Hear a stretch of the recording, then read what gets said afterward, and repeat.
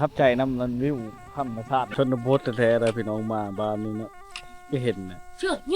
น้องๆเขาเครื่องใช้กระหาดไปแล้วเนาะแต่งงานเด้ฉับไปอยู่เฮือนผัวเฮ็ดนะ ใครได้มีครูวิกิ อยู่ไก่เฮ็ดได้เนาะมาบ้านมาบ่ได้แล้วสิมันไก่ซื้อขนมแพงบ่บ้านหั่น กระโปรงแพง ฮะ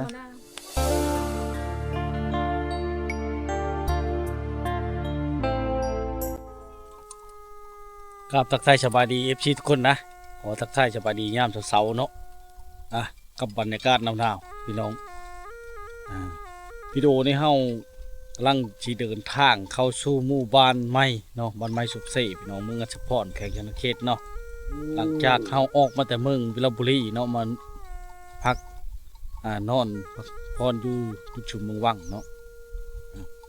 แล้วก็เฮาตื่นเช้ามาเนาะเฮาก็เดินทางต่อเข้าสู่เมืองอัศพรพี่น้องชายแดนเมืองวิลบุรีนะบ้านสุขเสพบ้านใหม่สุขเสพเนาะเดี๋ยวเฮามาติดตามเฮาชมเก็บเอาภาพบรรยากาศและวิถีชาวบ้านให้บ้านข้าเจ้านำมาให้พ่อแม่พี่น้องติดตามชมและก็การเดินทางเนาะแต่ก็ยังมีวิวที่งามเนาะหมู่บ้านนี่เนาะเป็นสายผู้ช้างเฮพี่น้องสายผู้ช้างเฮมาแต่พ้นไกลๆเนาะเส้นทางข้าเจ้าเนาะยามเช้าๆงัว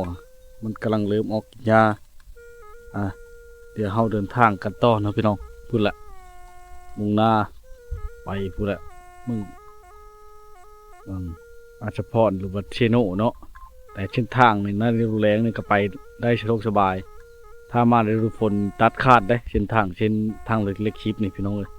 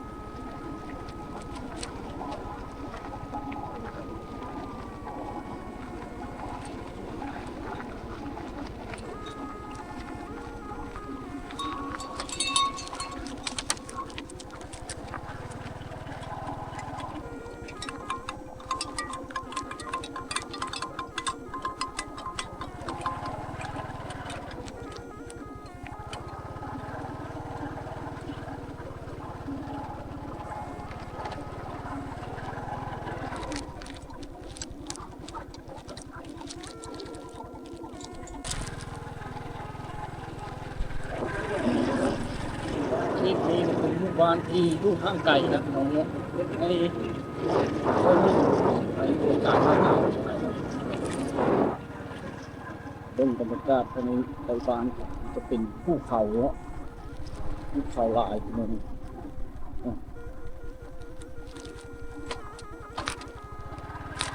โอ้ไปใช่เลยเห็นหน้าเจ้าไปเข้าเท่นแล้วเนาะเรื่องเขาหักกันมันเป็นเนาะเนี่ยนะผมเป็นประสบ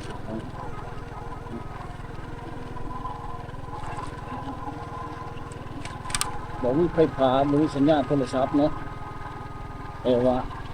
รักมีได้แล้วนะไฟฟ้ามันเป็นน้ำเชี่ยว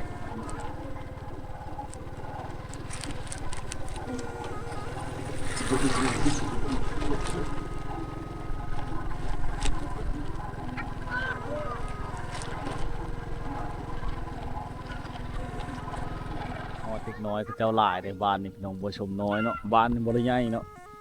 บ้านเล็กๆบริฟังเฮ็ดมาละบริเข้าเฮ็ดบ่มาเนี่ยฮะโอ้ได้เสเอลคักแท้หมดเลย เออที่หลังบ่ใหญ่ไปเลยเด้อหลังเล็กๆเนาะแต่ก็โชคดีวิวงามเลยหมู่บ้านนี่ติดกับภูเขาเนาะ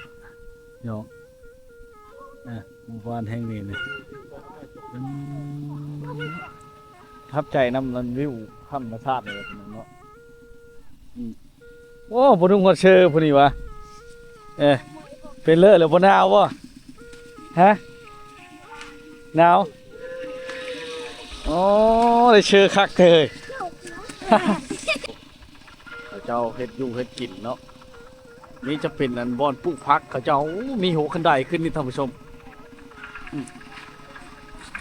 บ่ให้ชัดได้กินเนาะอยู่เทิงพี่น้อง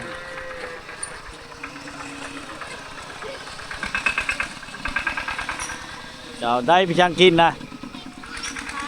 ได้กินปลาโอ้ได้แต่เช้าแต่เชี่ยหรือปลาที่มองบ่อ๋อ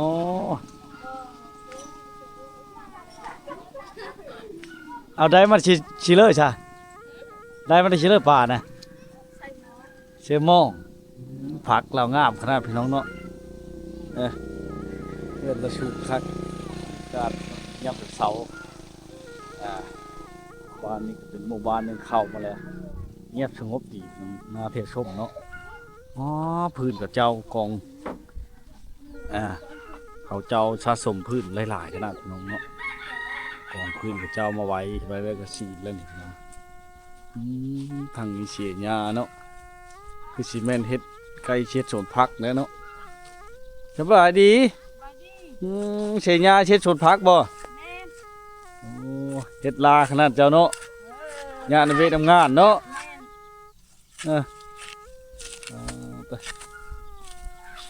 ครับทำมาใช้มากินจะเซลเลยพี่น้องเนาะนี่เสาอันนี้เคาะไก่บ่นี่นะเคาะไก่เราพี่น้องเฮ็ดคักแน่นหนาถาวรเนาะเด็กน้อยเขาเจ้าบ่เคยเห็นเขาจะลุมๆมาอะไรพี่น้องมหาบาลนี่เนาะแปลกตาอันนี้ก็ดุขยันมันเพียรเนาะ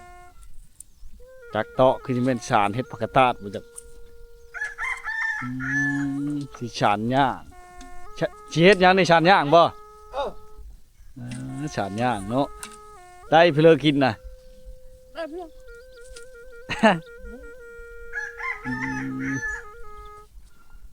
เอาผมมีฮอตเค้กใช่เนาะ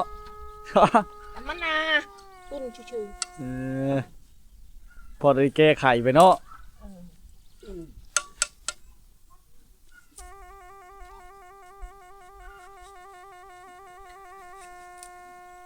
งามน้ำพุช้างแห่นี่แหละพี่น้องมาบ้านนี่เนาะประทับใจเนาะคาเรมาเนาะกองพื้นกับเจ้านี่ยามนี้สะสมพื้นไว้หลายเนาะเกือบว่าจะคู่หลังคา2-3หลังคามากลายมันฤดูกาลเฮ็ดโซนพักพ่อบ่ได้ชื่อเนาะชื่อก็จะไปชื่อใส่บ้านเฮาเนาะมันไก่เนาะไก่มาเลยพุ่นจะชุ่มพุ่นเพื่อจะไปฮอดดิบ่แห้งเลยโอ้บรรยากาศเป็นอย่างเป็นเสาพี่น้องเนาะฉานย่างกบไก่บ่ย่างไก่นี่นะมันหนาวอากาศเย็นมื้อเช้าไปชิเลิกกันยะเนาะ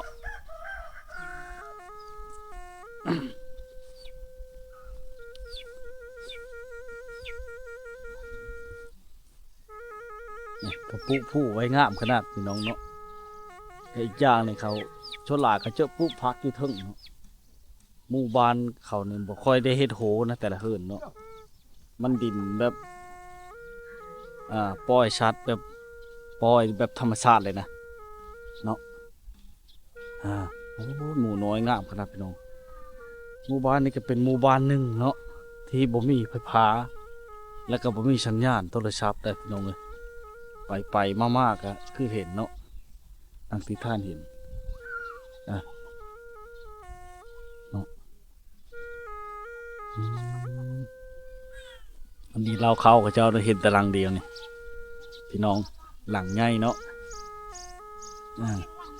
หลังเห็นกอเดียวเนาะ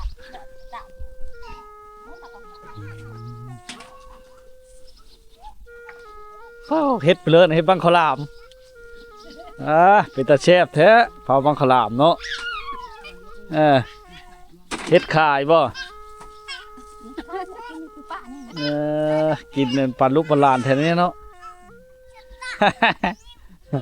อย่างงั้นหุ่นจ ข้าวไหม้ได้ข้าวไหม้เนาะมันก็แซ่บเลยเนาะ ำ หอมและเชื่อไม้ไผ่บ้านได้เนี่ยพี่น้อง บางท้องถิ่นกับเขาเชื่อไม้เปาะบ้านท่านในบ่มีเนาะไม้เปาะเนาะมีบ่ บ่มีบ้านที่เจาะได้บ่ บ่บ้านเฮาก็คือเดียวนี่แหละบ่มีอ๋อหมูมันก็ฮู้ความมาแล้วรู้ๆมากพี่น้อง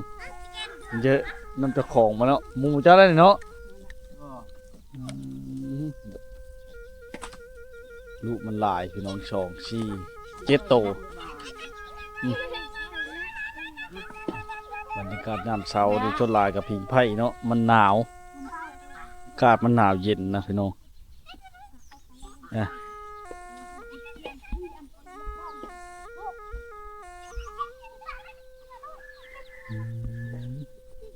ี่พุ่นคอกพุ่นขี้ชัดได้ประโยชน์พี่น้องเอาไว้ใส่ผักเนาะ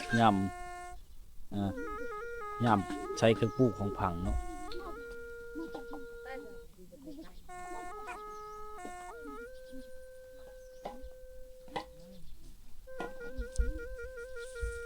บ่ทันได้แล้วใช่ไหมมาท่ากินแล้วเนี่ยฮะ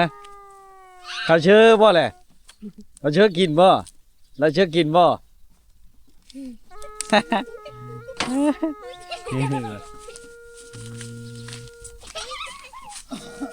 เชื่อกระชามกระมังใหญ่พี่น้องเนาะเฮ็ดให้ลูกให้หลานกินล่อท่าอะไรนี่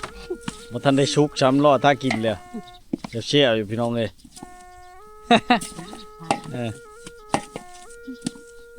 ก็เฮ็ดขายเจ้าได้ขายจังเนาะ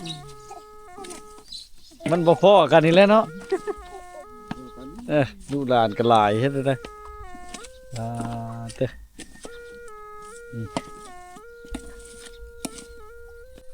ว่าเติมมาได้ใช้น้ำมาได้โชนได้เช้าแท้นี่บ่หนาวบ่แหละ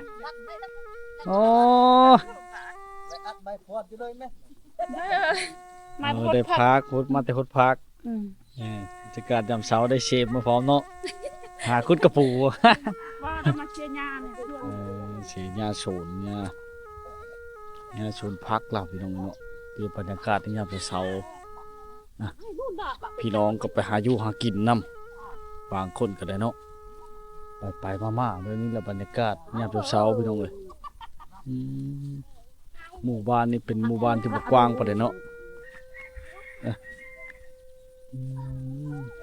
แล้วก็บ่มีอาหารค้าบ่บ้านเฮาเนี่ยบ่มีเลยเนาะสายไฟฟ้าก็ได้แต่สายเดียวนั่นก็บ่มีไฟเนาะเขาบ่ลงให้บ้านนี่แหละมาเห็นกับบรรยากาศเนาะ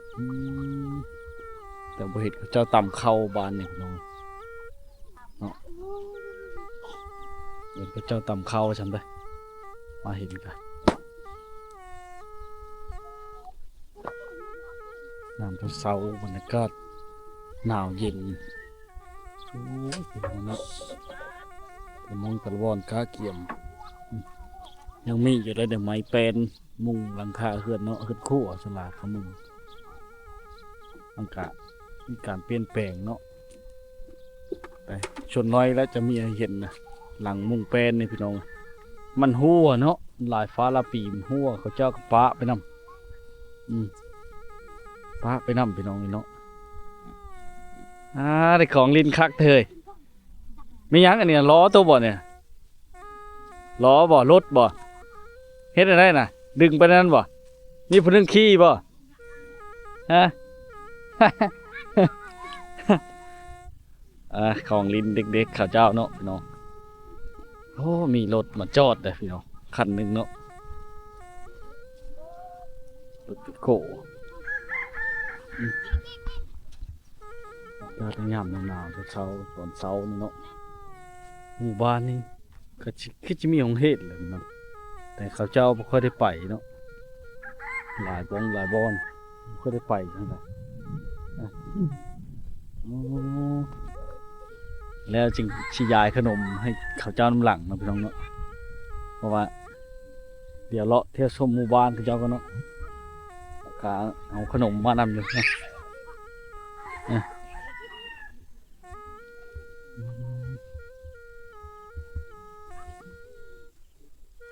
โอ้ของลิ้นเล็กน้อยเนาะเอ้ยอืมบ่ายดีผู้ชาว สบายดี ไม่ได้ไปเฮ็ดงานทั้งเลยบ่ฮะ ไปกับมา ไปแล้วก็มาแล้วมันเป็นอะไรเงินเดือนประชุม เมย เมย ไปแต่แบบว่า ไปเฮ็ดงานใช้อยู่ไทย อยู่เวียง เฮ็ดงานอยู่เวียงขี่รถโดยสารไปบ่บ้านเฮาคือบ่เห็นรถโดยสารไกลๆมัน ไปขี่อยู่หน้าสระแหละ ไปขี่อยู่บ้านนาชะเลาะพู้นโอ้ต้องได้บัดสิไปก็ต้องได้ตื่นแต่เช้าขี่รถไถไปบ่ นักจักรชม เอ รถ อ ไทยก็มีเวลาหลายคนไป อืม คือรถไทยอ้าว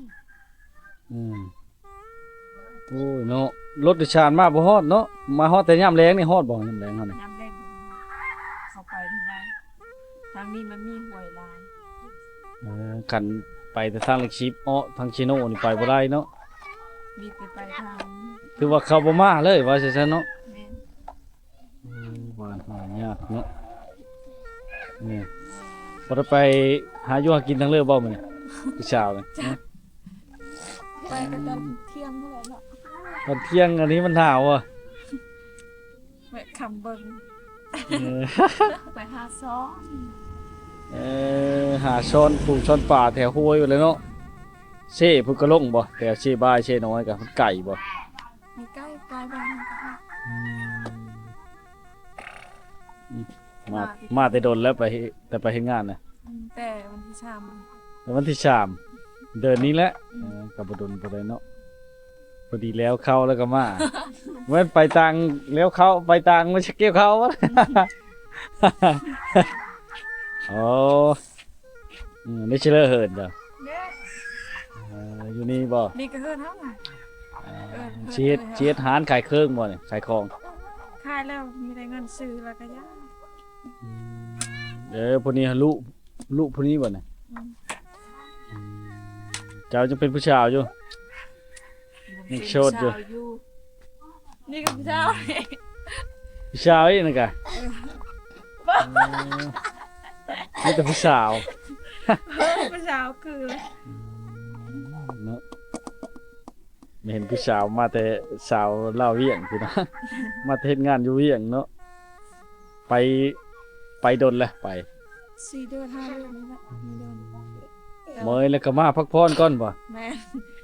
แดดดอกแล้วก็ลงไปอีก งานหนักบ่ มีนักทำมาได้พับเครื่องแล้วก็นอนแล้วก็กินข้าวแล้วก็พับเครื่องแล้วก็นอน เจ้าก็เคยไปเอ็ดแหละ น้องโทรบอกคอยสิเคยเนาะคอยก็เคยไป เงินเดือนก็สูงอยู่บ่บ้านเฮาเนี่ยอยู่เมืองเฮานี่นะ ทำไปตอนนั้น อีกจันทร์ เดือนละ3 ล้าน กินอยู่นำข้าวติ นอนน้ำเขาน้ำเขา ใครได้เนาะ คันมันมีเมื่อเดือนนี้เขาว่าจะขึ้นเดือน3,500กับเมื่อก่อนผ่าน ดีแล้วเนาะท่านก็ยังบ่อยากกุ้มกินแล้วเนาะฝากมาให้แม่เนี่ยใช้เองเด้อเนาะตื้มวัดตื้มเบอร์ บัตรจะไม่เติมเสริม หลาย น้ำ อัน ตา ละอย่างเนาะบ่หนาวบ่ล่ะฮะมันนุ่งฮอตเชอร์พุ่นในบ้านนี่พี่น้องบ้านเรานี่บ่มีโดยสารมาฮอดเด้อพี่น้องถ้าจะขี่โดยสารปุ๊ขี่เข้าไปเกือบว่าฮอดจุดชุ่มบนนอยู่บนนาชะเลาะน้อง แต่เขาให้เครื่องของพูดหมดบ้านนี้บ่มีหยังไผผ้าก็ยังบ่มี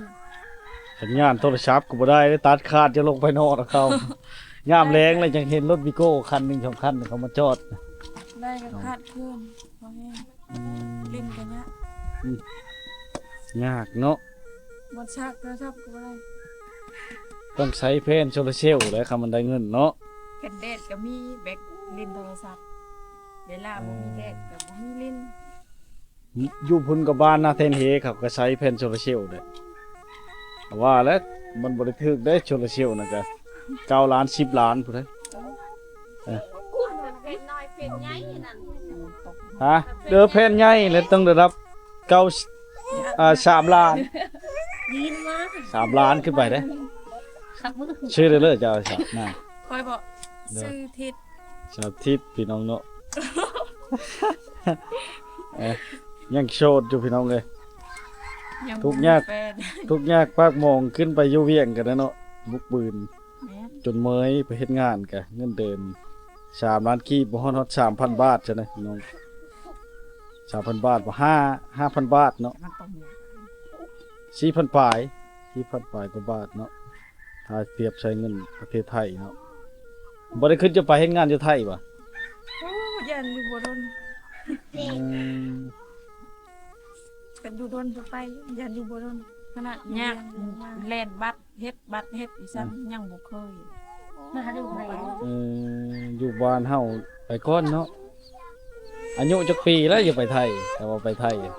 19 กูแล้ว 19ไปได้แล้วกัน19รุ่น18 ปีได้ยากแล้ว มาเสลงคือมึง เนาะมาหลายเด็กน้อยหลายในบ้านนี่ โอ้ยเนาะชนบทแท้ๆเลยพี่น้องมาบ้านนี้เนาะก็เห็นน่ะ เชื่อเนี่ย น้องๆเขาเครื่องใช้กับฮาดหมดแล้วเนาะมาเห็นสภาพก็เป็นตามีดูตัวสงสารกันนะบางคนบ่ได้นุ่งมาเสื้อเนาะมาเห็นนะอากาศเย็นวันนี้ช้ำตอนเช้าเนาะอาศัยแดดนี่แหละ จ่อง ใส่ จ่อง แสง อ่อง อาศัยแสงแดดเพราะมันเท่าเนาะ ลงลง เห็น อุ้ย ไปเวียงกันจะมาอยู่บ้านน่ะเนาะขึ้นฮ้อนจ้ะเนาะ ยอดแล้ว กันไปประเทศไทยยังบ่กล้าไปแล้วอะเนาะ ยันให้ยักเบอร์อยู่ เอ้าสมมุติว่า โอ้ย แต่งงานเด้สิไปอยู่เฮือนผัวเฮ็ดจังได๋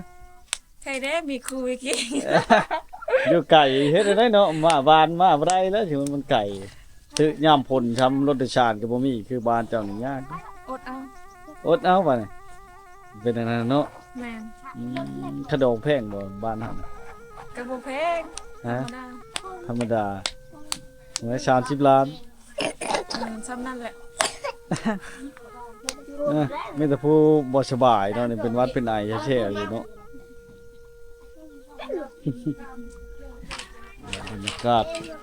ใช่ แต่ละมองแต่ละเฮิรนเนาะจนหลายมีแต่เฮิรนหลังเดียวแหละได้เฮิรนก่อนพี่น้องหมู่บ้านพี่น้องแต่บ่มีไฟฟ้ามีสัญญาณเนาะจะเฮ็ดให้สภาพแต่ละมองแต่ละบอนก็ยากเนาะโอ้ยหมู่บ้านแห่งนี้เนาะถ้าเห็นนั้น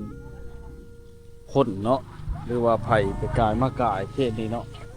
เขาจะมาหุ้มเบิ้งเขาบ่เคยเห็นเนาะนี่เฮือนหลังนี้เป็นเฮือนที่ดั้งเดิมนะนั่งกันเจาะปองใช้กลางเสาอยู่เนาะเป็นแต่หลังคาเป็นแต่หลังคาไม้เนาะหลังคามีติดรถยางรถอยู่ถึงเนาะ นี่ยางรถเนาะแล้วแต่สายมันกับลักอันเดียวนี่เนาะเอานิ่งไปเนาะบางคนนี่แก้เซอร์เลยเป็นน้องเด็กน้อยพระเจ้าเนาะมันบ่มีมันบ่มีแล้วคือว่าอะไรเนาะ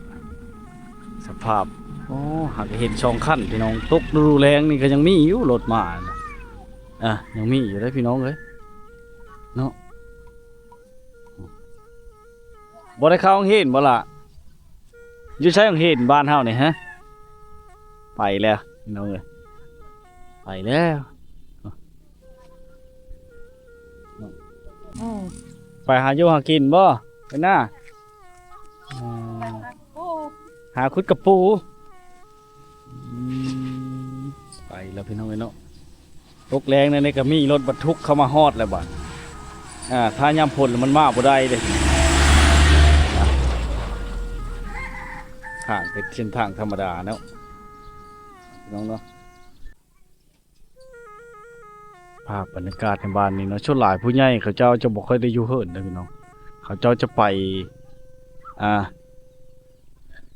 ไปหาอยู่หากินเนาะอย่างแต่เล็กน้อยพวกยังหาอยู่หากินบ่เป็นนี่แหละไปแต่ละมองแต่ละบอนเนาะ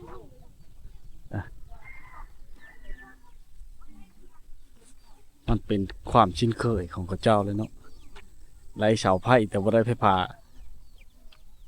ชุดในนี้นะพี่น้องเนาะบรรยากาศถือว่าชุดยอดเนาะหมู่บ้านนี่ห้ามพี่น้องเลย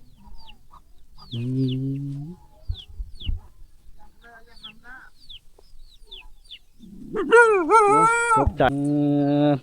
เอาในพี่ตู้ไว้ว่านบ่โอ้หลายเลยเนาะเอามาแต่หน้าเพิ่นบ่มาแต่ให้มาแต่ให้เนาะโอ้ผู้อยู่ให้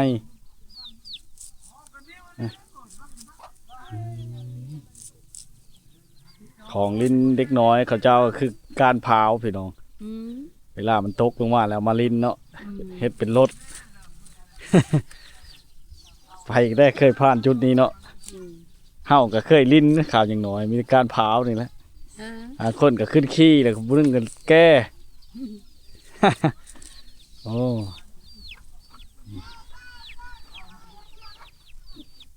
โฉนยาเขาเจ้าก็ต้องได้ใช้แนวคังแนวเกาะเนาะหาบแล้วพี่น้องหาบมาแต่สร้างเนาะเห็นเขาเจ้าหาบยกไก่แวบแวบแวบแวบเนาะเขาเจ้าหาบไปกายมาก่ายเนาะโฉนยาเขาเจ้านี่น้ำเลยพี่น้องแต่ต่อไปเขาจะเฮ็ดแบบนั้นเนาะเอาไม้ใช่เพราะว่าไก่สะบ่ได้ผู้ปัญญาของชาวบ้านเนาะใช้แบบนั้นเนาะมันคือโซนพักพี่น้องเลยชุดยอดบรรยากาศในหมู่บ้านในงามหลายพี่น้องงามน้ำสายผู้เนาะ